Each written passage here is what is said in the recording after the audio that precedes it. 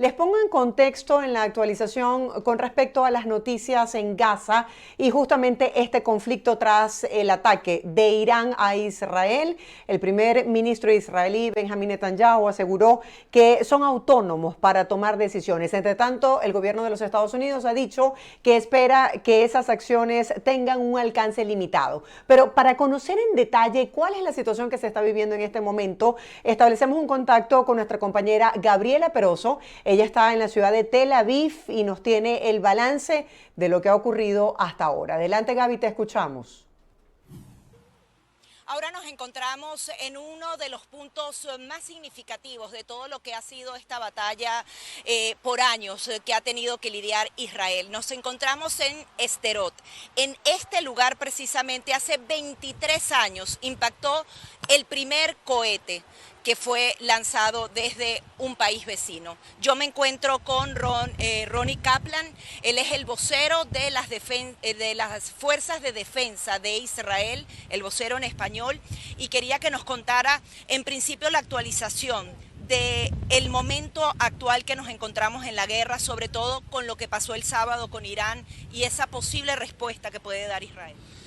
En este momento, Gaby, nosotros estamos preparados para cualquier tipo de escenario que pueda llegar a devenir con Irán, tanto defensivo como ofensivo. Diría que nuestra postura es esencialmente defensiva, viendo qué más puede llegar a ser un Irán que nos atacó y que planea también, sabemos, volver a atacarnos llegado el momento si se le da la oportunidad. La decisión va a ser al fin y al cabo una decisión del gobierno israelí, pero como podemos ver, esta no es una guerra solamente entre el Hamas, aquí a 500 metros, e Israel, sino que es una guerra entre el mundo libre, del cual Israel es parte, frente a la Shia o este Islam radical, del cual Hamas es parte, del cual Irán es parte, Hezbollah, los Hutis en el Yemen y otros grupos terroristas liderados por Irán aquí en el Medio Oriente. Justamente yo quería que diera un mensaje a las personas que ven el Medio Oriente como algo muy ajeno, muy lejano, pero al parecer Irán tiene otras intenciones, ha estado infiltrándose en América Latina. ¿Esto puede llegar a América? Si nosotros llegamos a un cese de fuego incondicional, como están pidiendo algunos presidentes latinoamericanos, eso va a generar que no podamos liberar a la población en Gaza del Hamas, no podamos liberar y darle seguridad a la población israelí, que haya inestabilidad en todo el Medio Oriente y ni que hablar que se imite este tipo de conductas del terrorismo islámico en la Franja de Gaza, en otras partes del mundo.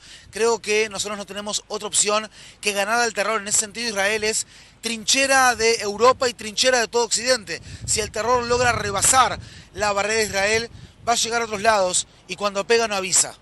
Cuéntenos sobre esas preocupaciones que hay sobre una tercera guerra mundial. Justamente le están diciendo a Israel, trata de no atacar a Irán directamente, esto podría escalar de manera peligrosa. Pero, ¿qué cartas hay que tener en cuenta en una situación tan complicada? ¿Y por qué Irán ahora ataca directamente cuando no lo hacía históricamente? Lo hacía a través de sus grupos y sus proxies. Nuestro objetivo acá, Gaby, es obtener seguridad para todas las poblaciones de la región, empezando por la ciudadanía israelí. Eso es lo que estamos intentando hacer. No queremos que Irán logre quizás llevarnos a una guerra regional al menos, arrastrarnos hacia ese lugar. No cabe la menor duda que Irán es el verdadero agresor que durante muchos años ha dicho constantemente, ha amenazado a Israel con destruirlo. Creo que ningún otro país toleraría tantas amenazas de destrucción como las que le ha infringido a Irán durante el tiempo. Nosotros no estamos buscando una escalada de toda la región. Si pudiésemos, estaríamos luchando solamente contra el Hamas en la Franja de Gaza con el objetivo de desmantelarlo y devolver a 133 secuestrados que aún están allí brutalmente cautivos en la Franja de Gaza. Pero lo cierto es que el mismo día 7 de octubre, fíjense, no solamente atacó Hamas, empezó a atacar también Hezbollah, que es otro de los brazos largos de Irán en el límite mismo con Israel. Y hoy en día Irán tiene 3 límites con Israel, uno en la Franja de Gaza, uno en el Líbano, uno en Siria, y Israel no tiene ningún tipo de límite con Irán. La realidad es que Irán ha estado atacando a Israel durante 6 meses, al menos, por 6 frentes distintos. Es verdad que no tienen precedentes que atacaron desde su territorio, pero viene atacando y viene intentando desestabilizar el Medio Oriente prácticamente desde el año 1979, con la revolución de los ayatolás, tiempo en el cual comienzan a intentar de exportar esta revolución islámica al Medio Oriente y a otras partes del mundo también. Ahora, cuéntenos un poco de lo que se vive diariamente en esta frontera sur. También en el norte se reciben ataques constantes. ¿Cuál es la situación de las poblaciones y de esos cohetes que no paran? Que no solamente se trata de lo que sucedió el sábado. Aquí estamos a 500 metros prácticamente de la Franja de Gaza. Allí se puede ver entre estos dos montes la reja, ¿verdad? O la verja de seguridad que tenemos frente a la Franja de Gaza. La ciudad de Sderot, una ciudad de unos 35.000 habitantes, está parcialmente evacuada, estuvo evacuada completamente durante muchos meses. Fue también atacada el día 7 de octubre. Hay mucha gente evacuada, decenas de miles de personas evacuadas en el límite con Gaza, aquí en el sur. Hay más de 60.000 evacuados en el norte, porque Hezbollah está atacando desde centros de población civil en el sur del Líbano, a centros de población civil en Israel. Y nosotros como ejército tenemos que restaurar la seguridad en todas y cada una de nuestras fronteras. Seguridad, que ese es nuestro objetivo, al fin y al cabo. Y para eso, inclusive también en el norte, está aún abierta la ventana diplomática, solicitando a Hezbollah que se haga responsable, que cumpla con la resolución 1701 de Naciones Unidas, que llama a desmilitarizar la zona del sur del Líbano, pero sigue allí el Hezbollah. Nosotros seguimos intentando de que se vaya hacia el norte del río Litani, a unos 12 kilómetros de la frontera. Si no lo logramos diplomáticamente, vamos a tener que hacerlo por otros medios, y la guerra es una posibilidad también. Ustedes, Israel, ha informado dos objetivos fundamentales: liberar a todos esos secuestrados del 7 de octubre y algunos otros que están previamente, y acabar con la organización terrorista Hamas.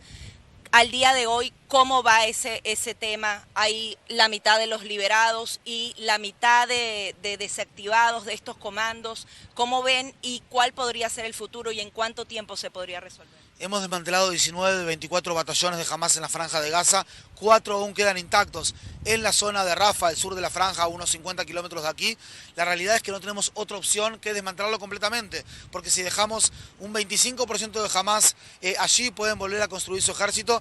Por otro lado, hemos alcanzado la posición de miles de bocas de túneles en la Franja de Gaza. Hemos desmantelado la infraestructura de telecomunicaciones de Hamas y también desmantelado, diría yo,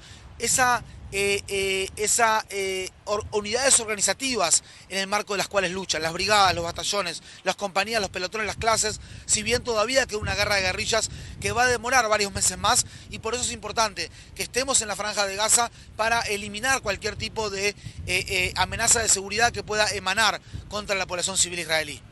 ¿Cuál es el mensaje que da usted a las naciones? ¿Ustedes han sentido, por ejemplo, apoyo incondicional de Estados Unidos? Estados Unidos le está diciendo no ataquen a Irán. ¿Cómo ven a Europa? En este momento es importante que la comunidad internacional frene a un Irán que no solamente quiere una bomba atómica, sino que también está poniendo a mal traer a todo el Medio Oriente, lo está destabilizando, y es momento de que la comunidad internacional en este momento actúe para frenar a Irán y sus objetivos terroristas. Lo cierto es que existe también una industria de la mentira con respecto a Israel, muchas veces en redes sociales, muchas veces en parte de la academia americana, en parte de la academia también latinoamericana y de medios de prensa, que hablan mentiras simplemente sobre Israel, una campaña de conciencia en contra nuestra, y por eso es importante que estén aquí en este momento para ver con sus propios ojos lo que está sucediendo aquí en esta zona de Medio Oriente. Muchísimas gracias. Muchas gracias, Gaby. Son las declaraciones de Ronnie Kaplan. Él es vocero en español de las Fuerzas de Defensa de Israel. Nos encontramos aquí en la Franja de Gaza y en este instante voy a comenzar a mostrarle algunas particularidades de la zona y también de esos túneles que se han construido, más de 600 kilómetros de túneles. Eso es en proporción ir y volver de Miami a Orlando. Hay más de 600 kilómetros de túneles debajo de estas tierras que han sido utilizados por este grupo terrorista para hacer una cantidad de ataques, y adicionalmente hoy dentro de esos túneles se encuentran al menos 90 personas que fueron secuestradas el año pasado. Vamos a seguir viendo parte de lo que ocurre aquí en la Franja de Gaza. Era nuestra compañera Gabriela Peroso reportando sobre Sderot, que ha sido una de las zonas más atacadas con cohetes desde la Franja de Gaza. Y bueno, esta entrevista nos la grababa más temprano, justamente compartiéndonos esta información. Ellos están pidiendo que la comunidad internacional se active para frenar los objetivos terroristas de Irán. Pero justamente para saber qué es lo que está ocurriendo en este momento establecemos un contacto en vivo cuando son las 8:33 hora del este, aquí en los Estados Unidos. Gaby, buenos días, gracias por estar con nosotros. Ponnos, por favor, en contexto con respecto a lo que está ocurriendo en este momento en la Franja de Gaza y la respuesta esperada por parte de Israel. Gracias, Marjorie. Como tú lo señalabas, tuvimos esta entrevista más temprano a menos de 1 kilómetro de la Franja de Gaza y la situación acá sigue tensa, los enfrentamientos continúan en la Franja de Gaza y particularmente estamos en este lugar para luego explicarte un poco, pero brevemente quería mostrarle estas imágenes que son bastante impactantes. Este lugar queda ubicado apenas a 15 minutos del lugar en donde ocurrió el Festival Nova, donde había un festival de música justamente esa madrugada. Los chicos estaban amanecidos de una fiesta que justamente promovía la paz y fueron asesinados por los grupos terroristas que ingresaron esa madrugada a Israel. Estos son gran parte de los vehículos. Recordemos que se trató de más de 3.500 personas que habían asistido a este festival, que no tenían absolutamente nada que ver con el conflicto que se estaba desarrollando. Muchos de ellos trataron de huir en varias de las carreteras y estos terroristas crearon algunas alcabalas para justamente asesinar a sus víctimas, y muchos de esos vehículos que ustedes ven allí incinerados, incluso fueron incinerados con personas dentro. Realmente el drama que se vive acá en Israel es increíble. Los lugares que hemos podido visitar lo van a seguir viendo a través de nuestras redes sociales y por supuesto en vivo y en directo a través de BPI TV. Como me decías, Marjorie, la situación actualmente es de una tensa calma. ¿Por qué? El sábado, Irán atacó directamente, por primera vez en su historia, desde su territorio a Israel. Israel dijo, en algún momento voy a responder a esto.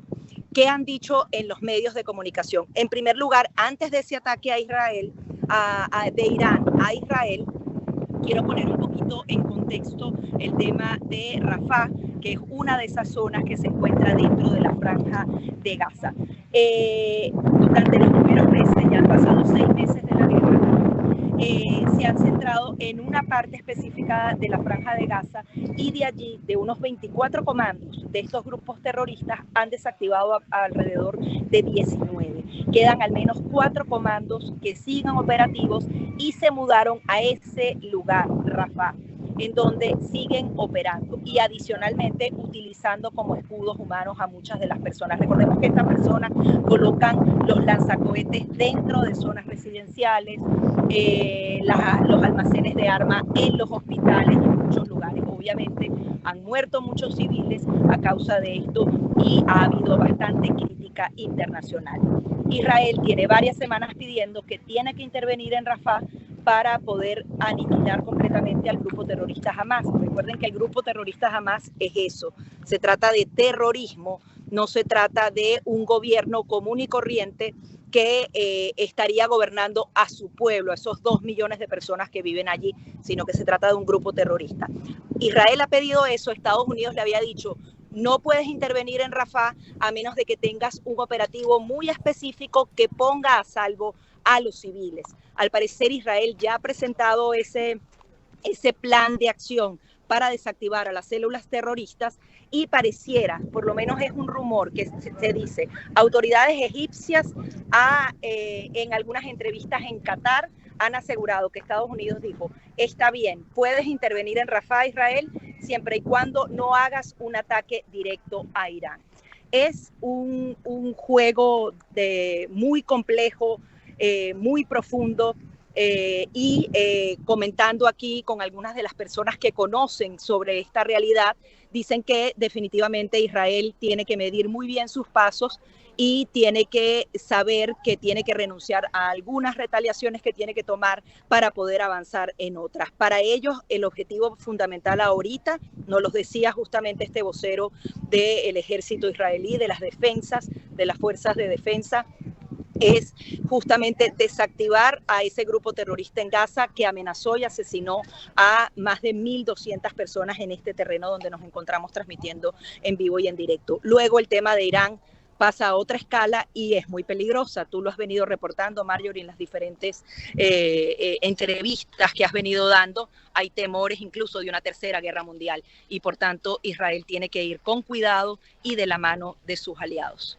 Gaby, veíamos las declaraciones del primer ministro israelí, Salud, que decía que ellos van a tomar sus propias decisiones. El gobierno de Estados Unidos también señalaba que esperaba que estas reacciones tuvieran un alcance limitado y entre tanto nos encontramos con estas cifras de la UNICEF que revela que hay cerca de 13.800 muertes de niños desde que comenzó esta guerra en la franja de Gaza. Hablemos un poco acerca de lo que se espera para las próximas horas. Los ojos del mundo están muy atentos a cuál sería la reacción de aquí en adelante del gobierno de Israel para seguir, como tú dices, en este objetivo de desarticular estos 4 comandos que quedan activos de la organización terrorista Hamas. Sí, en definitiva, Marjorie, si la decisión es intervenir en Rafah, más civiles van a fallecer. Eso va a suceder y la muerte de apenas un niño es muy dolorosa. Con respecto a las cifras son altísimas. Obviamente hay muchas pérdidas humanas y mucho dolor por parte del pueblo palestino y las personas que habitan en la franja de Gaza. Pero también hay que tomar en cuenta un punto importante. Las cifras que se dan dentro de la franja de Gaza son suministradas en teoría por la autoridad. ¿Y quién es la autoridad en este caso? Los guerrilleros del grupo Hamas.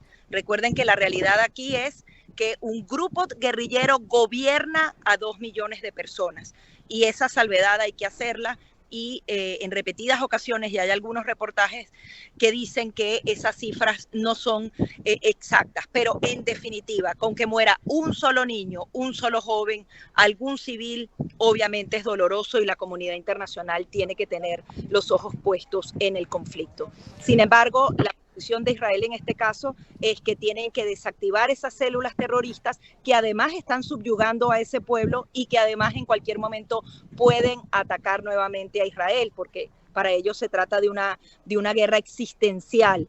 Ellos quieren desaparecer el Estado de Israel, incluso acabar con los judíos, y eso obviamente se vuelve en una lucha de todo o nada. Y también parte entonces de esta yihad islámica quiere desaparecer con Israel. Es una guerra completamente distinta, por ejemplo, a la que podríamos decir de Rusia y Ucrania, que es por un territorio. Y al final son hermanos que, bueno, están en una disputa particular. Aquí se trata de la eliminación de un lado o de otro, por diferentes razones. Gaby, nosotros estaremos muy atentos a nuevos contactos para ampliar la información en esta materia, pero también hay otra noticia en desarrollo. Tú que le has dado seguimiento al caso de Venezuela, a la reacción de Estados Unidos y justamente a las reacciones internacionales. ¿Cuál podría ser la repercusión de esta expiración, de este fin de la licencia 44 en materia de petróleo y gas para Venezuela?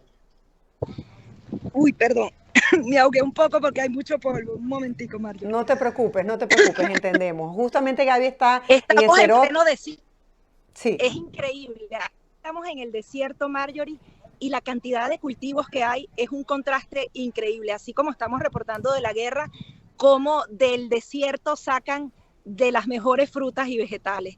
Pero obviamente el polvo aquí es significativo.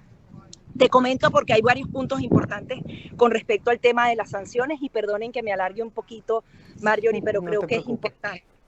En el tema de las sanciones, allí las cosas no las veo en blanco y negro. No es una reimposición total de las sanciones por parte de Estados Unidos porque hay una serie de licencias y esa es una de las aclaratorias que quiero hacer. Hay licencias específicas que se habían otorgado, se había dado prácticamente una libertad completa en materia de gas y de petróleo a partir de octubre de 2023 con un compromiso fundamental, que Nicolás Maduro celebrara esas elecciones libres y justas, y con el simple hecho que no hayan inscrito ni a María Corina Machado ni a la persona que ella haya escogido, obviamente se incumple eso, más todo lo que hemos venido haciendo de los presos políticos. Sin embargo, antes de esa licencia habían otras. Esta en particular, obviamente, le va a frenar muchísimas negociaciones a PDVSA, definitivamente es como una reimposición de sanciones, pero no va a haber un cierre absoluto de lo que serían las exportaciones desde Venezuela hacia Estados Unidos incluso, porque hay otras licencias con otros números específicos, por ejemplo, la número 41, que va a permitir que todavía se exporte. Sin embargo, con respecto a la licencia actual, hay un tema en Estados Unidos geopolítico. Por un lado, Estados Unidos está diciendo, te los voy a reimponer tal y como lo prometí, porque era indefendible lo que sucedió. Sin embargo, en materia geopolítica, lo que he venido conversando con algunos funcionarios y expertos en la materia, es que ellos, por ejemplo, cuando hicieron esta apertura total, le quitaron, por ejemplo, el negocio a los iraníes de los disolventes. Recuerden que el crudo venezolano es muy pesado, y ese crudo se tiene que disolver con una cantidad de materias. Los iraníes tenían ese mercado. Con la apertura de esas sanciones, ese mercado se lo quitaron a los iraníes. E incluso había importación desde Estados Unidos hacia Venezuela de esos componentes.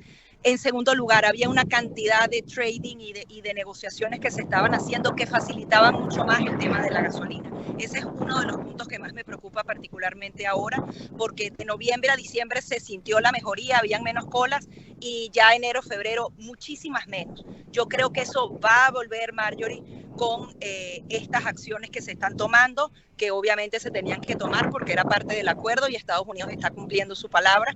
Sin embargo, en materia de los venezolanos, eso va a recaer de manera significativa. Y otro de los puntos que pierde geopolíticamente, por así decirlo, Estados Unidos, es que ellos habían impedido que China siguiera con estas transacciones de petróleo con Venezuela, y había entrado otro actor importante que era la India, que de alguna manera también tiene un ala más amigable con Estados Unidos. Entonces, para ellos era una decisión muy significativa, porque dicen que reimponer las sanciones es volver a Nicolás Maduro hacia sus aliados. Sin embargo, en la comunidad internacional hay quienes dicen tienes que sancionarlo porque sencillamente no está cumpliendo. Hay que estar entonces muy pendientes del tema de la gasolina, que obviamente veremos cómo se comporta, no hay que crear ningún tipo de alarma, eso va a transcurrir en los próximos meses. Y el tema entonces de qué va a hacer entonces PDVSA, se le va a impedir además muchísimas más transacciones a través del Banco Central de Venezuela, con la reimposición no absoluta, no total, de estas sanciones a través de las excepciones y las licencias. Gracias, Gaby, por este reporte, por presentarnos las perspectivas de dos noticias importantísimas que están en desarrollo. Seguiremos nosotros muy pendientes de nuevas informaciones. Cuídate mucho. Sabemos que estás a tan solo metros de la Franja de Gaza y de este lugar donde comenzó toda esta tragedia, todos estos ataques, y sabemos que casi ni has dormido, Gaby. Y incluso es increíble las detonaciones, como las oyes. Cuando estábamos en el memorial del Festival Nova, en 10 minutos por lo menos 5 detonaciones. O sea, se siente la actividad militar del otro lado porque estamos literalmente enfrente, y adicionalmente a veces lanzan el cohete. ¿Y sabes cuánto tiempo tuviéramos en este instante? Si se encendieran las alarmas de que lanzaron un cohete, tenemos apenas 15 segundos para, en algunos de los puestos aquí a mis espaldas, de algún tipo de cohete. Realmente es una situación muy tensa, pero lo que me impresiona es la respuesta y cómo los israelíes dicen, me quedo en mi casa. Acabo de hablar con una persona que venía de Chicago, su hermana lo llamó el 7 de octubre y se partió llorando en la entrevista que estábamos haciendo. Le decía, viene la guerra y nos van a matar, los terroristas ya rodearon mi casa, ella se salvó. Y le pregunté, ¿pero tu hermana está considerando mudarse? No, ella pertenece a ese suelo y se va a quedar por siempre. Ahí nació y allí va a morir a pesar de la guerra. Ese tipo de testimonios los vamos a seguir viendo a través de las pantallas de BPI TV. Gracias, Gaby, por este reporte. Cuídate mucho, seguimos en contacto. Gracias.